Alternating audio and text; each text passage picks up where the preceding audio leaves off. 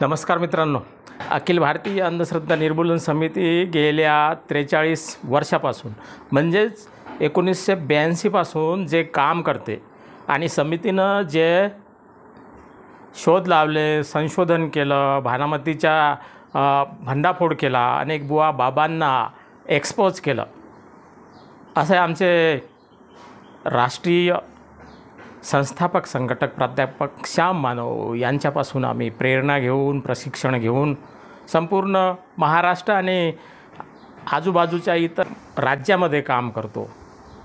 आमचं असं म्हणणं आहे की या जगात भूत, भानामती, तंत्र, मंत्र, ज्योतिष, देवीचं अंगामध्ये येणं हे सगळं थोतांड आहे.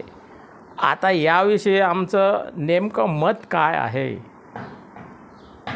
आमचे मित्र माननीय अंबादासजी खडसे यांना मी काही प्रश्न विचारतो आणि त्याविषयी आपण जाणून घेऊया. भाऊ नमस्कार. नमस्कार. तुम्ही आम्हाला हे सांगा की गुप्तधनाच्या नावाने अनेक लोक झपाटलेले आहेत, त्यांना गुप्तधन मिळते का आणि अनेक घटना घटित होतात. गुप्तधन म्हणजे नेमकं काय हे सांगा बरं.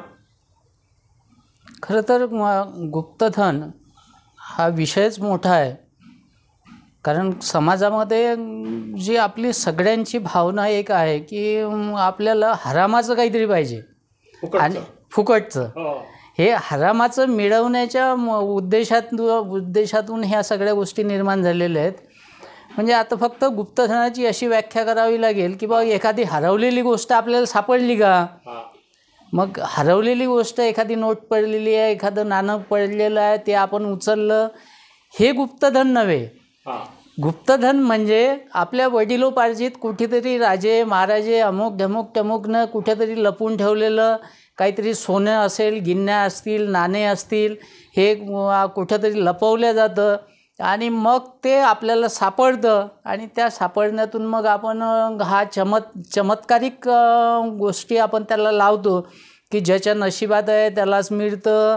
आणि मग कोणीतरी पायाळू लोक असतात, कोणीतरी साठी करतो, ह्या प्रक्रिया झाल्या. पण हे समजण्याची जी प्रक्रिया आहे की हे कोणाकोणाला समजतं, तर हे पायाळू लोकांना समजतं किंवा अंगात येणाऱ्याला समजतं किंवा ज्याच्याकडे दैवी शक्ती आहे अशा माणसांना समजतं किंवा जे काही अघोरी उपाय किंवा अघोरी गोष्टी करतात अशा लोकांना समजतं आणि मग ते आपल्याला गुप्तधन काढून देतात आणि मग आपले कुटुंब ते उद्ध्वस्त करतात. हे गुप्तधन खरंच असतं का? तर कदाचित एखाद्या किल्ल्यामध्ये त्या काळात बँका नव्हत्या, काही गोष्टी सुरक्षित ठेवण्यासाठी सुरक्षित ठिकाणं नसतील, तर अशा वेळेस कुठंतरी पुरून ठेवलेलं धन त्या जमान्यातलं ते असू शकतं. पण ते कोणाला तरी समजतं, हे मुळात चुकीचं आहे.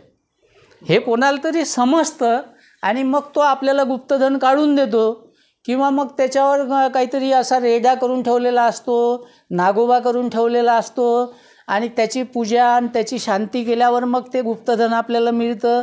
ही जी समज आपली आहे ही 100% चुकीची आहे. कारण असं जर गुप्तधन कोणाला कळलं असतं तर आपण भारत देशासाठी आज इतकी गरिबी आपल्या सगळ्यांवर आहे आणि ही गरिबी आपल्याला दूर करण्यासाठी असे 5-50 आपल्या ज्यांना गुप्तधन कळतं असे 5-50 लोक आणि ती मोठे आपल्या प्रधानमंत्र्यांना जमा केले असते आणि त्यांनी ते गुप्तधन शोधलं असतं आणि आज आपण जसे करता आले असते. पण असं ज्या अर्थी करू शकत नाही. आपण आपल्या देशाची गरिबी मिटवू शकत नाही, आपण आपल्या समाजाची गरिबी मिटवू शकत नाही.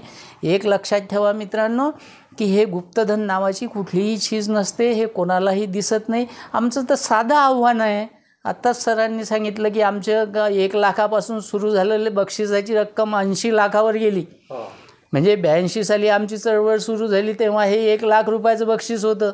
आज ते वाढत ते 80 लाखापर्यंत गेलं. कारण गेल्या 40 वर्षात आम्हाला एकही माईचा लाल भेटला नाही ना. जो आला तो पळाला. म्हणजे सहसा आलेच नाही, पण आले तेही पळाले. म्हणून अशा गोष्टींवर विश्वास ठेवण्यापेक्षा आपण आपल्या कर्तृत्व करणाऱ्या माणसाच्या मनगटावर विश्वास ठेवला पाहिजे. आपण आपल्या मनगटावर जर विश्वास असेल तर हे हरामाच्या गोष्टी आपल्याला घेण्याचं कारणच नाही. पण हे अशा ठिकाणी आपल्याला हे मांत्रिक लोक इतक्या मोठ्या प्रमाणात फसवतात आणि नुसता फसवत नाही तर आपली जीव घेतात. अनेक लोक नागपूरमध्ये तर एका डॉक्टर दाम्पत्याचा जीव गेला या गुप्तधनाच्या पोटी. चंद्रपूरला पण गेला आणि हे काही कारंजात सुद्धा गेला. आणि हे नुसता आदिवासी एरियात होत नाही तर हे जो धनाचा हव्यास आहे हा जेवढे लोक शिकतील हव्यास आणि मोह, कारण ह्या सगळंच निर्माण होतात. जेवढा हव्यास जेवढा मोह, कारण हे तर आपण संतांचीच वाक्य बोललो. ते म्हणतात मोहमायापासून दूर राहा आणि आपण मोहमायाला फसत चाललो आणि त्याच्यामधनं मग आम्हाला कुठून तरी काहीतरी भेटते का. अरे खरंच तुम्ही देवाले मानता का हो? देवाले जर मानत असाल तर तुम्हाला हरामाचं कशाला पाहिजे? कशाला गलीवरची एखादी वस्तू उचलून तुम्हाला घरी आणावीशी वाटते? ह्या गोष्टी करता म्हणजेच तुमचा देवावर विश्वास नाही ना. म्हणजे लोक असंच म्हणतात की आमचा खूप विश्वास असतो. ही देवावर विश्वास असण्याचं कारण नाही.